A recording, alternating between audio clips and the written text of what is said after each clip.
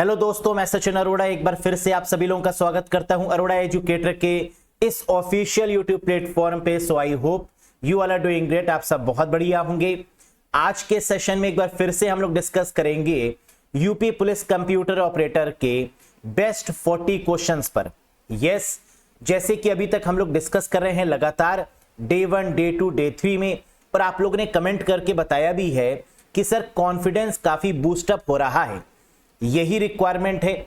इस समय जितना आप रिवीजन करेंगे, जितना आप सीखेंगे, उतना आपके लिए बेहतर होगा, क्योंकि जब एग्जाम की डेट आ जाती है ना, तो कुछ भी समझ में नहीं आता। उस समय जो सीखा होता है वो भी भूलने लगते हैं, है ना, एक डर होता है अंदर। तो ये एक बिल्कुल सही समय है जहां पर आप डीप नॉलेज भी ले सकते हैं, कुछ भी सीख सकते हैं, क्योंकि इस समय इतना प्रेशर आपके ऊपर नहीं है। तो चलिए फिर से एक बार बात करते हैं बेस्ट 40 क्वेश्चंस पर, और आउट ऑफ 40 आपने कितना स्कोर किया सेशन के लास्ट में कमेंट करके जरूर बताइएगा। Let's get started guys.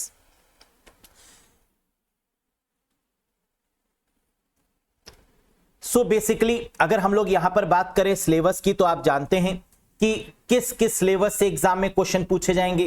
तो जब भी आप कंप्यूटर पढ़ने बैठे, ये सिलेबस आपके पास जरूर होना चाहिए, जिससे कि आपको ये पता चले कि जो भी हम पढ़ रहे हैं क्या वो इस सिलेबस के अकॉर्डिंग ही पढ़ रहे हैं, क्योंकि ये सिलेबस अपने में काफी वाइड है ना। अगर आप देखें तो यहां पर जो टॉपिक्स दिए हुए हैं, चाहे वो नंबर सिस्टम हो, एल्गोरिथम हो, फ्लो चार्ट हो, डेटा स्ट्रक्चर हो, बूलियन अलजेब्रा हो, इमर्जिंग टेक्नोलॉजीज और वेब पब्लिशिंग हो, या कोई भी नेटवर्किंग या डेटाबेस जैसा टॉपिक, जो अपने में ही काफी कंप्लीट टॉपिक है, यानी काफी भारी भारी टॉपिक है।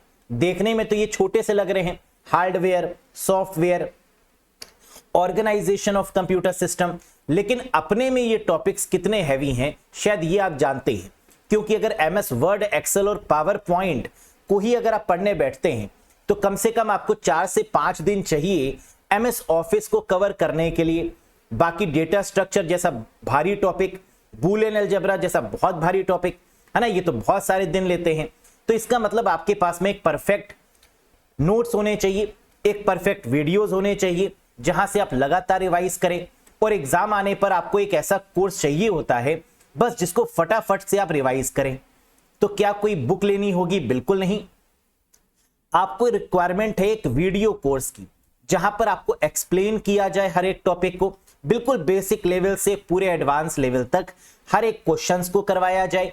और इसको लेकर आप जानते हैं कि हमने लॉन्च किया हुआ है यूपी पुलिस कंप्यूटर ऑपरेटर का computer related full course, full computer course, जहां आपको मिल रहा है कॉन्सेप्ट, एमसीक्यू, पीडीएफ और मॉक टेस्ट 111 111 वीडियोस के साथ 120 प्लस घंटे का कंप्लीट कोर्स। वैलिडिटी रहेगी 12 मंथ्स की from date of purchase.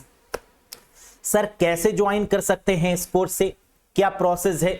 Arora educator application को इंस्टॉल करिएगा गूगल प्ले स्टोर या iOS स्टोर की मदद से, और फिर आप इस कोर्स से कनेक्ट कर सकते हैं। किसी भी कंफ्यूजन के रिगार्डिंग, किसी भी डाउट के रिगार्डिंग, आप दिए गए व्हाट्सएप नंबर पे भी मैसेज करके अपने डाउट को रिजॉल्व कर सकते हैं। तो चलिए बिना किसी देरी के प्रैक्टिस करते हैं आज के सेशन की, और देखते हैं best 40 questions. Have a look guys. Previous वाले सेशन में एक क्वेश्चन मैंने आपसे पूछा था। ये क्वेश्चन क्या था? In PowerPoint themes could be found under.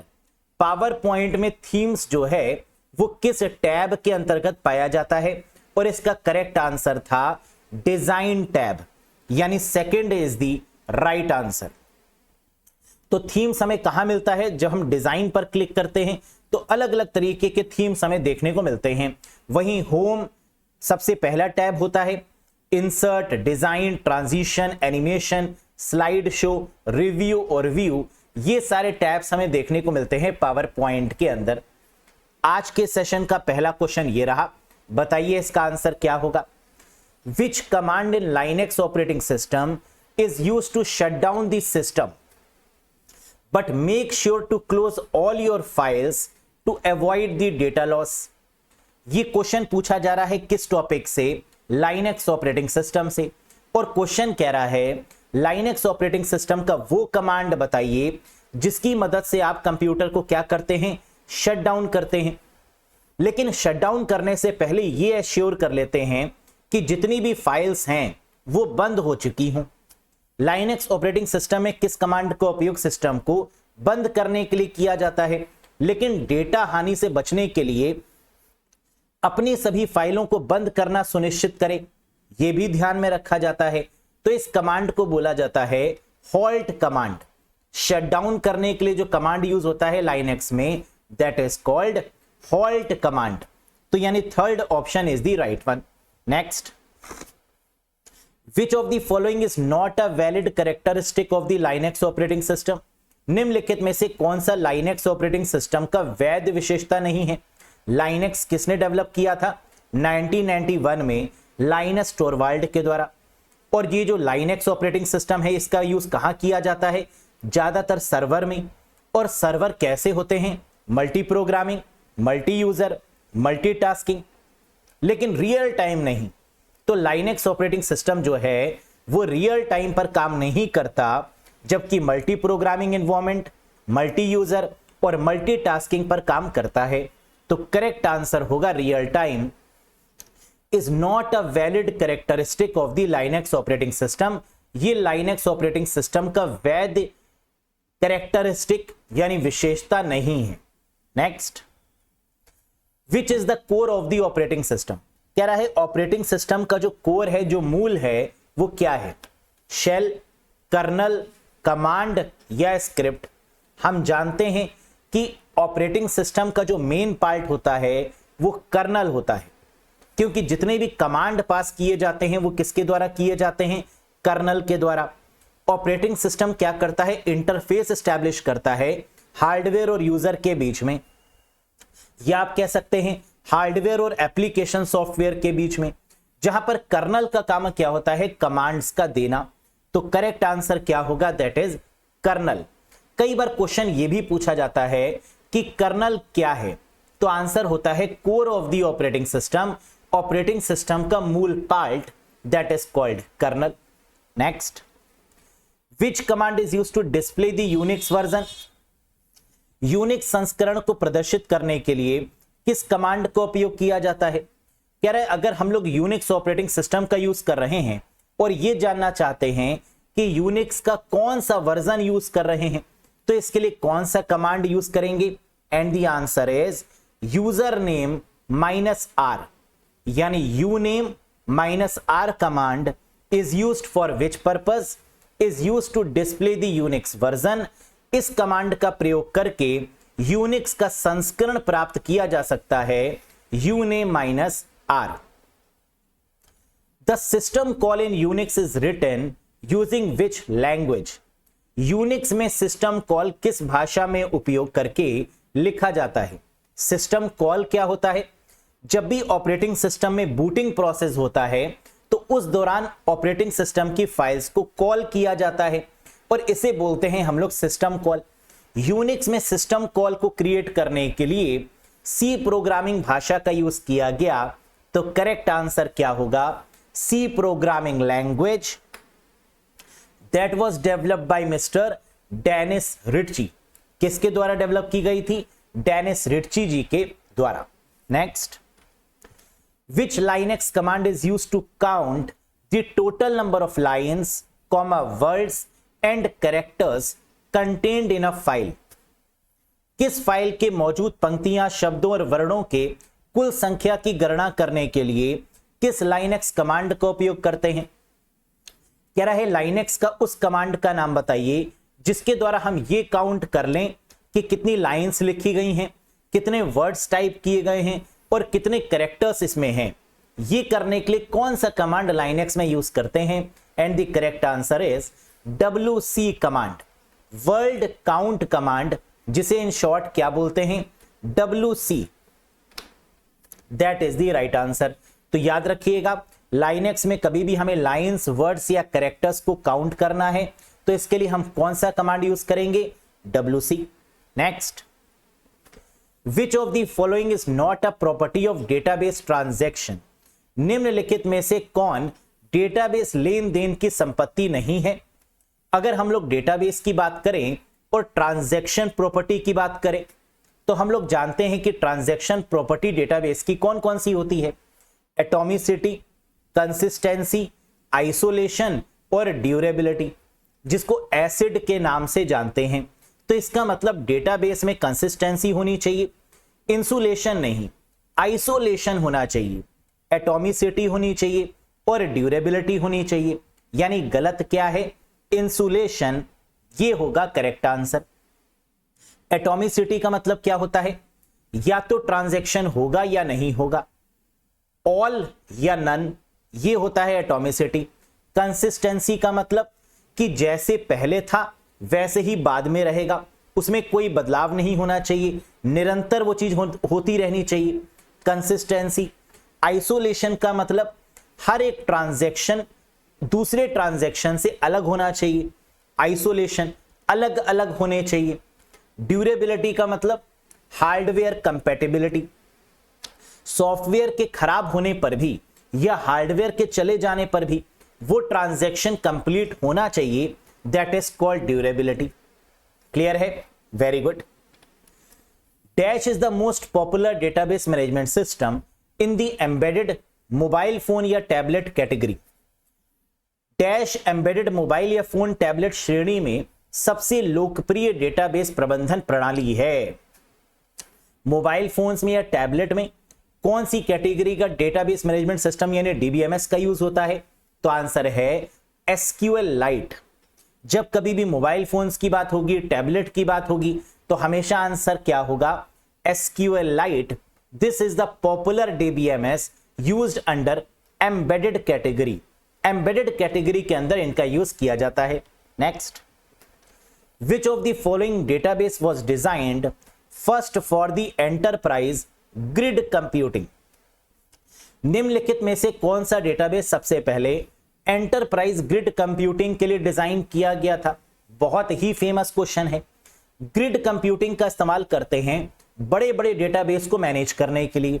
अगर हैवी अमाउंट ऑफ डेटाबेस है तो उसको मैनेज करने के लिए हम लोग किसका यूज करते हैं? ग्रिड कंप्यूटिंग का। और वहां पर जो डेटाबेस यूज होगा वो क्या होगा? ओरेकल का। तो करेक्ट आंसर होगा ओरेकल डेटाबेस, यानी option number 1 is the right answer. तो ग्रिड कंप्यूटिंग के केस में हमेशा आंसर क्या होगा? सबसे बहादुर डेटाबेस, सबसे strong database, that is called Oracle database.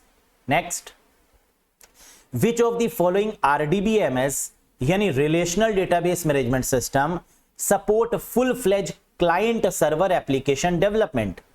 निम्नलिखित में से कौन सा आरडीबीएमएस पूर्ण विकसित क्लाइंट सर्वर एप्लीकेशन डेवलपमेंट का समर्थन करता है? जब हम लोग बात करते हैं आरडीबीएमएस की, नेटवर्किंग की, नेटवर्क का मतलब क्लाइंट सर्वर के लिए, और क्लाइंट सर्वर पर सपोर्ट करने वाला जो सबसे अच्छा आरडीबीएमएस माना जाता है वो कौन सा है? Again the answer is Oracle. यानी ओरेकल का 7.1 version is best for the networking और best for the client server point of view. तो करेक्ट आंसर क्या होगा?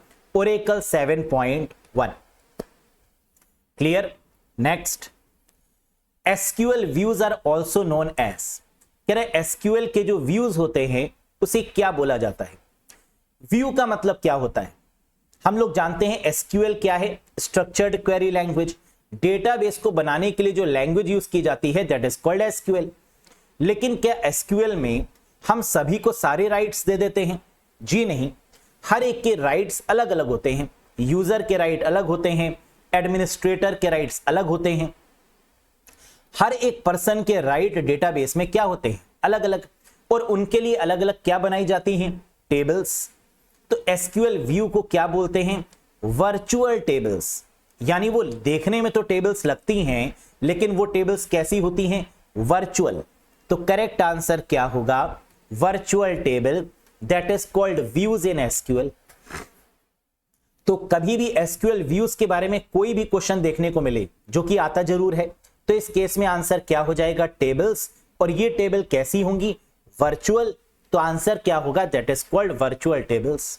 Next, a data structure in which elements can be inserted और deleted at from both the end but not in the middle is called.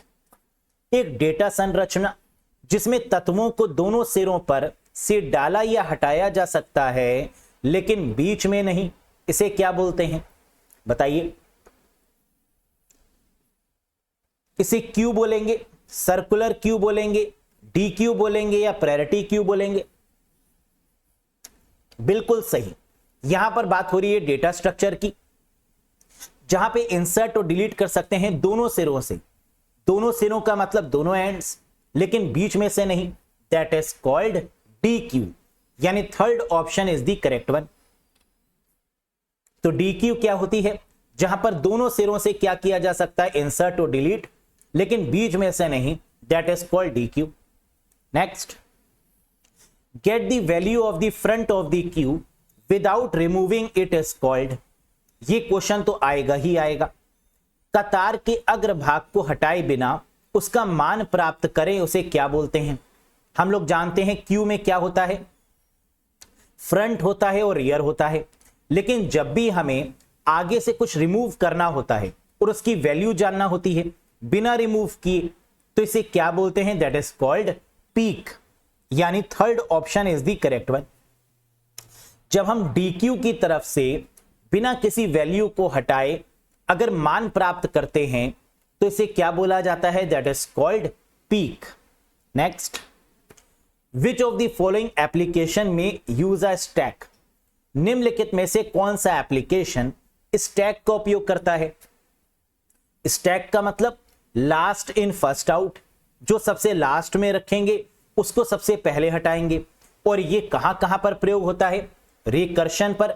जी हां, अगर हमें किसी programme में किसी चीज को बार बार करना होता है तो हम किसका यूज करते हैं? रिकर्शन का, और वहां पर स्टैक का यूज होता है। पार्सिंग का, जी हां। ब्राउजर हिस्ट्री को देखने के लिए, जी हां। ऑल ऑफ द अबव, यानी करेक्ट आंसर होगा ऑल ऑफ द अबव। तो स्टैक का यूज प्रैक्टिकली हम कहां कहां पर करते हैं? रिकर्शन के केस में, पार्सिंग के केस में जब हमें पार्सर अप्लाई करना होता है, ब्राउजर हिस्ट्री जब क्रिएट करनी होती है या देखनी होती है, तो इन सभी केस में हम किसका यूज करते हैं? स्टैक डेटा स्ट्रक्चर का। Next, the type of expression in which operator succeed it's operand is called. अभिव्यक्ति का वह प्रकार है जिसमें ऑपरेटर अपने ऑपरेंड को सफल करता है, उसे क्या बोलते हैं? इसका मतलब जहां ऑपरेटर बाद में आए। सक्सीड का मतलब जहां पर ऑपरेटर सबसे बाद में आए उसे क्या बोलते हैं? ऑपरेटर अगर पहले आ जाएगा तो उसे बोलेंगे प्रीफिक्स, ऑपरेटर बीच में आ जाएगा उसे बोलेंगे इनफिक्स, और ऑपरेटर अगर बाद में आएगा उसको बोलेंगे पोस्ट फिक्स। तो करेक्ट आंसर होगा पोस्ट फिक्स एक्सप्रेशन, यानी ऑप्शन नंबर 3। इनफिक्स में ऑपरेटर बीच में आएगा a प्लस बी, प्रीफिक्स में ऑपरेटर पहले आ जाएगा प्लस ए बी, और पोस्ट फिक्स में ऑपरेटर बाद में चला जाएगा, that is A B plus. Very good. Question number 16 पढ़िए और बताइए इसका आंसर क्या होगा।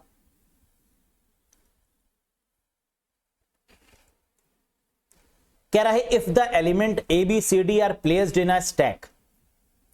अगर इस स्टैक में, यानी एक बाल्टी है, एक बकेट है जिसमें ए बी सी डी को इंसर्ट कर रहे हैं, and deleted one at a time, और एक एक करके इनको डिलीट कर रहे हैं, in what order will they be removed? किस ऑर्डर में ये रिमूव किए जाएंगे? यदि तत्व ए बी सी डी को एक स्टैक में रखा जाता है और एक समय में हटा दिया जाता है तो उन्हें किस क्रम में हटाया जाएगा? पहले ए रखा, फिर बी रखा, फिर सी रखा, फिर डी रखा। हटाएंगे किसको? पहले डी को। तो पहले डी हटेगा, फिर सी हटेगा, फिर बी हटेगा, फिर ए हटेगा, यानी इसका आंसर क्या बनेगा? डी सी बी ए, यानी option number 2 is the right answer. क्योंकि स्टैक में क्या होता है? लास्ट इन फर्स्ट आउट, जो सबसे लास्ट में रखेंगे उसको सबसे पहले निकालेंगे। तो सबसे लास्ट में किसको रखा? डी को पहले निकाल लिया, फिर सी को निकाल लिया, फिर बी को निकाल लिया, फिर ए को निकाल लिया, that is the correct answer. लेकिन अगर यही क्वेश्चन क्यू में पूछा जाता कि क्यू में अगर ए बी सी डी लगे हैं कैसे निकलेंगे, तो आंसर क्या होता? A B C D, first in first out, जो पहले जाएगा वो पहले आएगा, है ना? यही तो क्यू का फंडामेंटल है। तो उसमें आंसर हो जाता ए बी सी डी। लेकिन स्टैक के केस में आंसर क्या होगा? उल्टा, D C B A. Clear? Next, stack can store dash data type. Stack किस प्रकार के डेटा को स्टोर कर सकता है? क्या समान प्रकार के डेटा को स्टोर कर सकता है? अलग अलग डेटा को स्टोर कर सकता है? क्या होगा आंसर? हेट्रोजीनियस का मतलब विजातीय, अलग अलग। होमोजीनियस का मतलब एक समान, सजातीय। Collection of elements of the same data type, समान डेटा प्रकार के तत्वों का संग्रह है। या रैंडम एक्सेस, क्या होगा? हम जानते हैं स्टैक में जो स्टोर होता है वो सीक्वेंस में होता है, तो रैंडम तो हो नहीं सकता, लेकिन यहां पर जो डेटा टाइप होगा वो कैसा होगा? अलग अलग हो सकता है, यानी heterogeneous is the right answer. तो करेक्ट आंसर बनेगा दैट इज विजातीय, heterogeneous in nature. Next, what will be the index variable for the element in the first row and first column of an array? किसी सरणी की पहली पंक्ति और पहले कॉलम में तत्व के लिए जो सूचकांक चर होगा, जो इंडेक्स वैल्यू होगी, वो क्या होगी? Index variable for the first element, for the element in first row and first column. हम जानते हैं कि शुरुआत किससे होती है एरे की? 0 से, इंडेक्स 0। तो पहले रो और पहले कॉलम के लिए क्या होगा? 0 और 0 होगा, यानी first option is the correct one, A00, that is the right one. पहली रो कौन सी होगी? 0 इंडेक्स। पहला कॉलम क्या इंडिकेट करेगा? 0 इंडेक्स। तो आंसर क्या हो जाएगा? 0 0। Next, how can we access the fifth element stored in an array? हम किसी सरणी में संग्रहित पांचवें तत्व तक कैसे पहुंच सकते हैं? ये रहे 4 ऑप्शंस। फिफ्थ एलिमेंट तक पहुंचना है एरे के केस में, कैसे पहुंचेंगे? अगर हम 0 पे क्लिक करेंगे, एरे 0 क्या करेगा? फर्स्ट एलिमेंट को इंडिकेट करेगा। एरे 1 क्या करेगा? दूसरे वाले एलिमेंट को इंडिकेट करेगा। एरे 2 क्या करेगा? तीसरे वाले एलिमेंट को इंडिकेट करेगा। तो इस तरीके से जो चौथा वाला होगा वो फिफ्थ एलिमेंट को इंडिकेट करेगा, यानी इसका करेक्ट आंसर क्या होगा? Array 4, that is the right answer. और 4 किस में बंद होगा? बड़े ब्रैकेट में, फिर सेमी कॉलन लगा होगा। तो ARR, फिर 4 और फिर यहां पर सेमी कॉलन। तो इंडेक्सिंग स्टार्ट्स फ्रॉम 0। एरे में जो इंडेक्स स्टार्ट होता है वो किससे होता है? 0 से। Hence the fifth element will be stored at the fourth location in the array. इसलिए जो पांचवा एलिमेंट होगा वो फोर्थ लोकेशन में स्टोर होगा एरे के केस में। अनुक्रमण 0 से शुरू होता है, इसलिए पांचवा तत्व सरणी में चौथे स्थान पर संग्रहित किया जाएगा, ना? That's why it is the answer. Next, a 3D array कह रहा है एक 3D एरे में first 2 are just like a matrix. जो पहले 2 एरे होते हैं, 2D एरे होते हैं 3D में, वो मैट्रिक्स के तरीके से बिहेव करते हैं। But the third dimension represent, लेकिन जो तीसरा डायमेंशन होगा वो क्या होगा? एक 3D सरणी पहले 2 बिल्कुल मैट्रिक्स की तरह है, लेकिन तीसरा आयाम प्रतिनिधित्व करता है क्या? पहले 2 क्या होंगे? रोज और कॉलम्स। और जो तीसरा वाला होगा वो क्या होगा? या तो पेजेस होगा, या शीट्स होगा, या विड्थ होगा, या हाइट होगा। तो करेक्ट आंसर क्या हो गया? दैट इज पेजेस और शीट्स। 3 डायमेंशन का मतलब क्या है?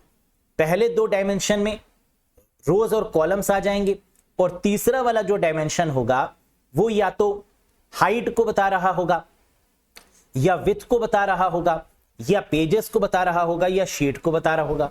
Other than rows and columns जो बताएगा वो हो जाएगा 3D array. Next, the declaration int array 25 will allocate dash byte. Very very important question, बताओ। घोषणा इंट एरे 25 सेमी कॉलन कितने बाइट्स को आवंटित करेगा? 10, 20, 30 या 40?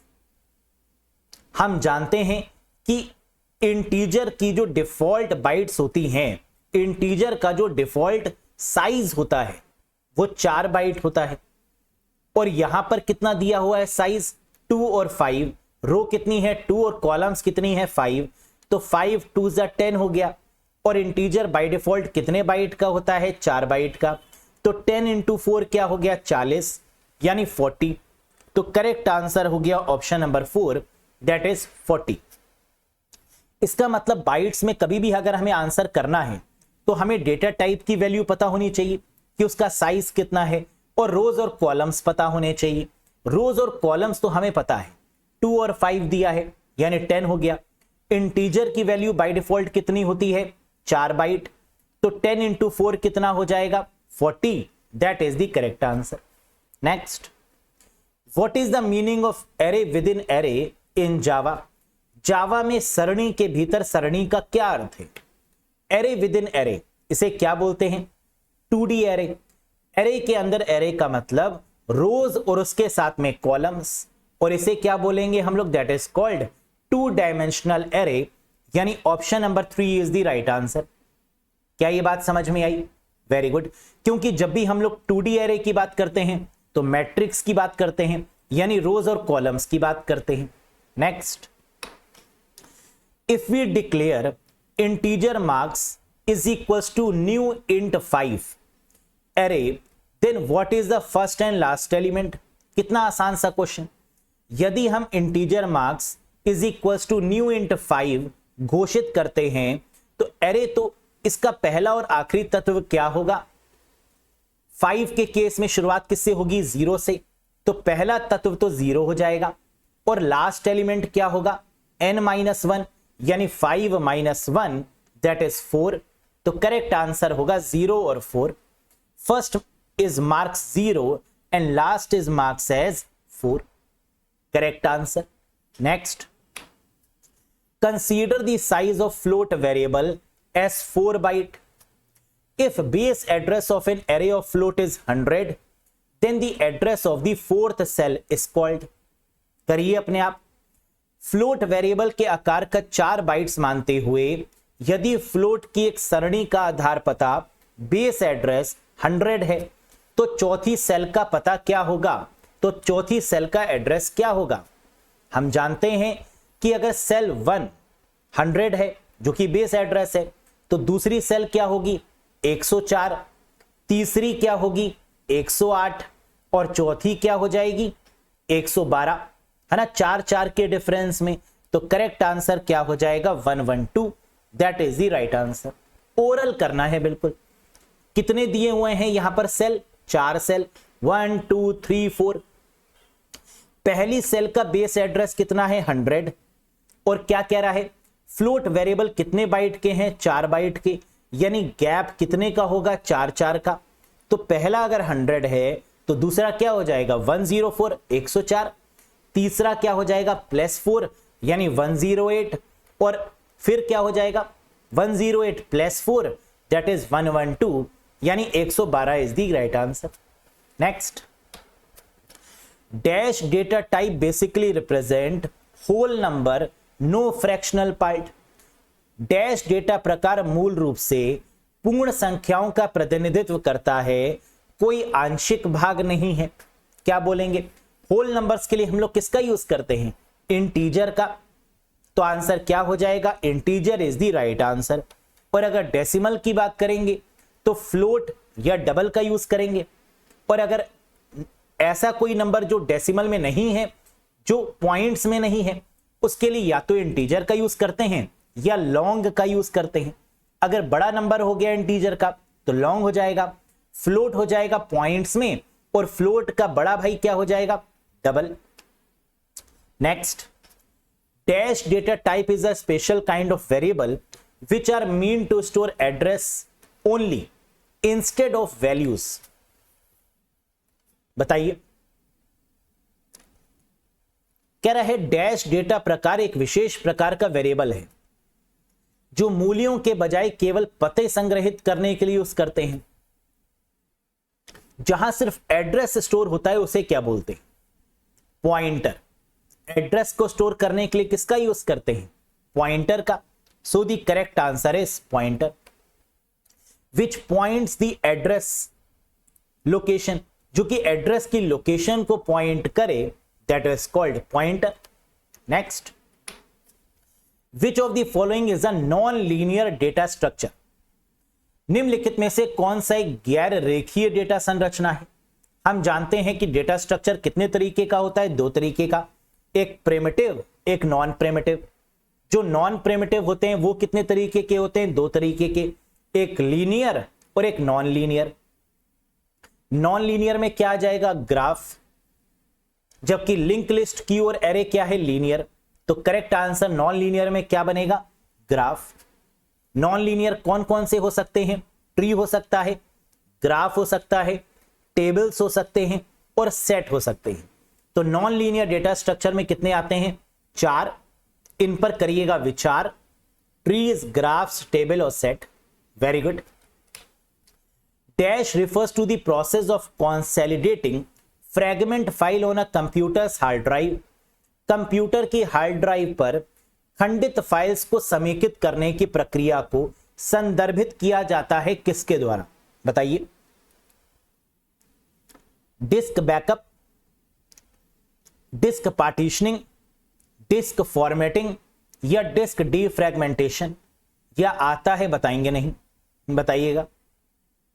हम जानते हैं हार्ड डिस्क को, अगर हार्ड डिस्क की स्पीड को बढ़ाना है तो क्या करेंगे, यूज फाइल्स को एक तरफ और अनयूज्ड फाइल्स को एक तरफ करेंगे, और इसे क्या बोला जाता है, डिस्क डीफ्रैगमेंटेशन।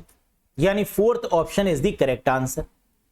हार्ड डिस्क की स्पीड को बढ़ाने के लिए, मैक्सिमाइज करने के लिए हम क्या करते हैं, कंसोलिडेट करते हैं फ्रैगमेंट फाइल्स को, यानी यूज्ड फाइल्स को एक तरफ और अनयूज्ड फाइल्स को एक तरफ, अनयूज्ड स्पेस को एक तरफ, यानी इसकी स्पेस को अलग अलग करते हैं। इसे बोलते हैं disk defragmentation. Changes made in existing software is called. मौजूदा सॉफ्टवेयर में किए गए परिवर्तन को क्या कहते हैं, अपडेट, अपग्रेड, पैच या troubleshooting. That is called updation. Existing software में अगर हम चेंजेस करते हैं तो उसे क्या बोलते हैं, अपडेट कर रहे हैं। अगर पुराने वाले सॉफ्टवेयर को हटाकर डिलीट करके नया सॉफ्टवेयर इंस्टॉल करते हैं तो क्या बोलते हैं, अपग्रेड कर रहे हैं। पैच क्या होता है, online repair for a software is called patches. जो बग होते हैं सॉफ्टवेयर में उनको रिपेयर करने के लिए जो इंटरनेट पर फ्री ऑफ कॉस्ट टूल्स मिलते हैं उन्हें बोलते हैं पैचेस। ट्रबल शूटिंग क्या होता है, identifying the problem is called trouble shooting. Actual में प्रॉब्लम कहां पर है इसको एनालाइज करना ही क्या कहलाता है, ट्रबल शूट करना कहलाता है। Next, a tag in HTML is used for creating. A मतलब एंकर। HTML में एंकर टैग का प्रयोग किस कार्य के लिए किया जाता है, हाइपर लिंक के लिए या लिंक पर्पस से। तो करेक्ट आंसर क्या हो गया, link is the correct answer. जब भी हमें कोई हाइपर लिंक इंसर्ट करना होता है तो हम किसके अंदर करते हैं, ए के अंदर, यानी एंकर टैग के अंदर। तो आंसर क्या होगा, anchor tag is used for the link या hyper link purpose. Next, what would be the 8th complement of the octal number 5670। Octal संख्या 5670 का 8वां पूरक क्या होगा, आएगा ही आएगा एग्जाम में ये क्वेश्चन। तो 8th कॉम्प्लीमेंट तो बहुत फेमस है, कैसे करेंगे। 8th कॉम्प्लीमेंट को करने के लिए सबसे पहले देखते हैं क्या राइट साइड में कोई जीरो है, अगर है तो लिख देते हैं एज इट इज। फिर उस जीरो के बगल में देखते हैं जो भी नंबर होगा उसको 8 में से माइनस करेंगे। जैसे 8 - 7 क्या आ जाएगा, 1। बचे हुए नंबर्स को 7 से माइनस करते हैं, 7 - 6 और 7 - 5 आ जाएगा आंसर। एक बार देखते हैं करके, द करेक्ट आंसर इज 2110। कैसे किया एक बार देखिएगा। राइट साइड में अगर जीरो है तो जीरो कॉपी पेस्ट हो जाएगा, अगर नहीं है तो 8 में से नंबर को माइनस कर देंगे, है ना, ये प्रोसेस चलता है। अब जीरो के बगल में जो नंबर है उसमें से 8 को माइनस करना है, तो 8 - 7 क्या हो जाएगा, 1। क्योंकि हम कॉम्प्लीमेंट किसका निकाल रहे हैं, 8th कॉम्प्लीमेंट, इसलिए हम पास वाले नंबर को किससे माइनस करेंगे, 8 में। और अब जो बचे हुए नंबर्स हैं उनको किस में से माइनस करेंगे, 7 में। तो 77 - 56 क्या आ जाएगा, 21। या आप ये भी कह सकते हैं 7 - 6 और 7 - 5 तब भी क्या आएगा, 21। तो आंसर हमें मिल चुका है, दैट इज 2110। ये हो जाएगा करेक्ट जवाब, है ना। नीचे से काउंट करिए, 2110, दैट इज द आंसर। समझ में आया। Next, IPv6 does not use dash type of address. IPv6 किस प्रकार के पते का उपयोग नहीं करता। IPv6 कितने बिट का होता है, 128 बिट का। IPv6 किस फॉर्मेट में होता है, हेक्साडेसिमल फॉर्मेट में। IPv6 किसका यूज नहीं करता? ब्रॉडकास्टिंग का यूज नहीं करता। किसका यूज करता है? यूनिकास्टिंग, एनीकास्टिंग और मल्टीकास्टिंग, जबकि ब्रॉडकास्ट का यूज नहीं करता IPv6। क्या ये बात समझ में आई? कितने बिट का है? 128 बिट का। Next, what is the octal base 8 equivalent of the binary number 10101110? ये भी बहुत इंपॉर्टेंट है। बाइनरी नंबर, इस नंबर का ऑक्टल संख्या ज्ञात कीजिए जिसका बेस क्या होता है? 8 होता है। ऑक्टल का बेस क्या होगा? 8 होगा। कैसे करेंगे? ऑक्टल के केस में हम 3-3 के पेयर बनाते हैं। तो राइट हैंड साइड से सबसे पहले क्या करेंगे? जो भी बाइनरी नंबर गिवन होगा उसके 3-3 के पेयर बना लेंगे। 3 का बना एक सेट, फिर 3 का बना एक सेट, फिर 2 का बना लिया। अब क्या करेंगे? अब ये बाइनरी नंबर्स हो गए, अब इसको डेसिमल में बदल लीजिए। इन बाइनरी नंबर्स को डेसिमल में बदलने के लिए क्या करते हैं? 124, 124, 1 और 2 इसके नीचे लिख देंगे और अब इनको मल्टीप्लाई कर देंगे।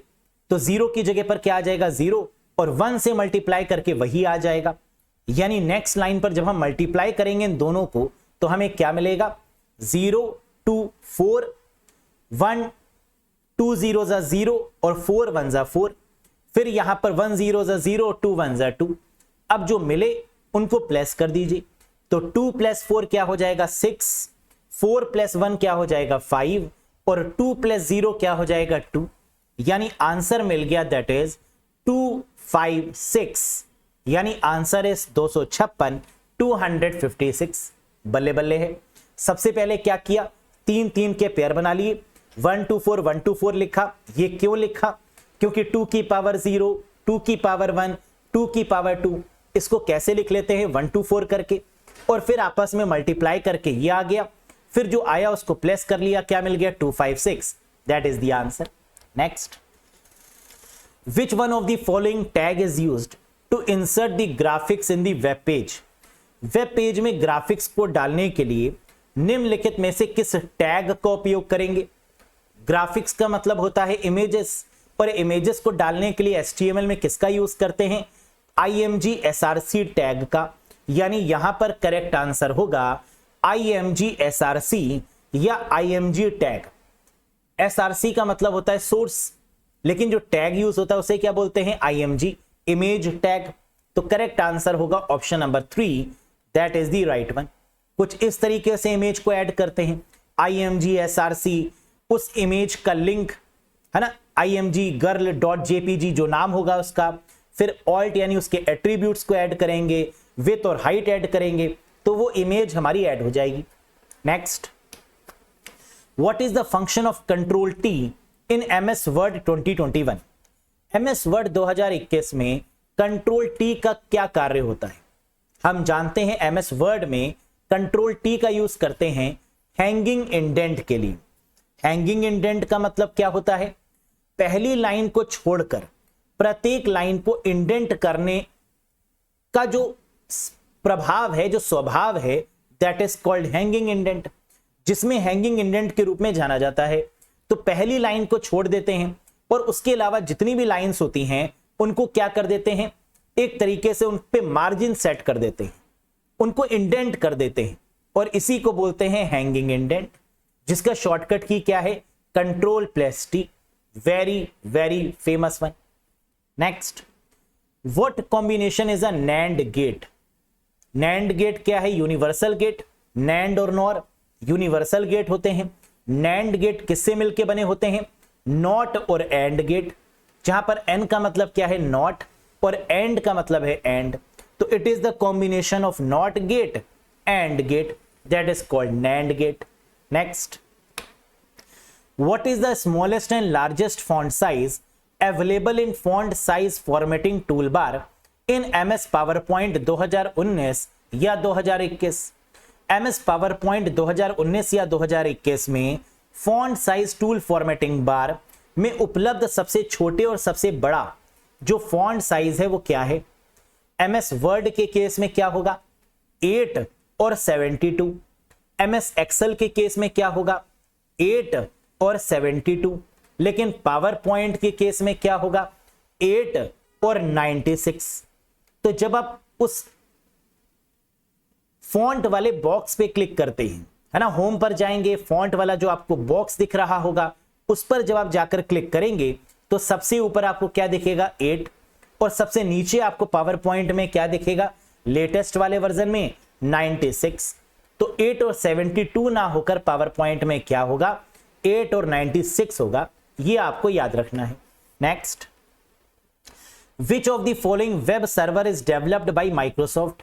निम्नलिखित में से कौन सा वेब सर्वर माइक्रोसॉफ्ट द्वारा विकसित किया गया? माइक्रोसॉफ्ट ने एक ही वेब सर्वर जो डेवलप किया है उसका नाम क्या है? That is called IIS, internet information service, developed by whom? Microsoft. याद रखिएगा, माइक्रोसॉफ्ट का जो सबसे फेमस वेब सर्वर है, जो सबसे फेमस सर्वर है, उसका नाम क्या है? IIS, internet information services. Next, in MS PowerPoint 2019 या 2021 what is the range of font size supported now? MS PowerPoint 2019 या 2021 में फॉन्ट आकार की सीमा क्या है? हम जानते हैं फॉन्ट आकार मैक्सिमम कितना किया जा सकता है पावर पॉइंट में, 1 से लेकर 3600 यानी 3600 तक। ये हो जाएगा करेक्ट आंसर। लेकिन अगर आप प्रैक्टिकल करके देखते हैं तो आंसर आपको मिलेगा 1 से लेकर 4000। अगर आप प्रैक्टिकली करेंगे ना कि मैक्सिमम कितना हो सकता है फॉन्ट साइज, तो आंसर निकल के आएगा 4000 तक हो सकता है। अगर ऑप्शन में 4000 दिया हो तो 1 से 4000 हो जाएगा, लेकिन अगर ऑप्शन में 4000 ना दिया हो तो क्या हो जाएगा, 1 से लेकर 3600 तक। ऐसा क्यों? इसके पीछे का रीजन भी समझते हैं। माइक्रोसॉफ्ट ने जो अपनी ऑफिशियल वेबसाइट है वहां पर फॉन्ट साइज जो सपोर्टेड दिया है वो कितना दिया है, 3600, लेकिन प्रैक्टिकल करने पर निकलता क्या है, 4000। तो कई बार एग्जामिनर ऑप्शन में 4000 भी दे देता है प्रैक्टिकल करके, तो आंसर 4000 सही मान लेता है। लेकिन अगर 4000 ना दिया हो तो 3600 सही होगा।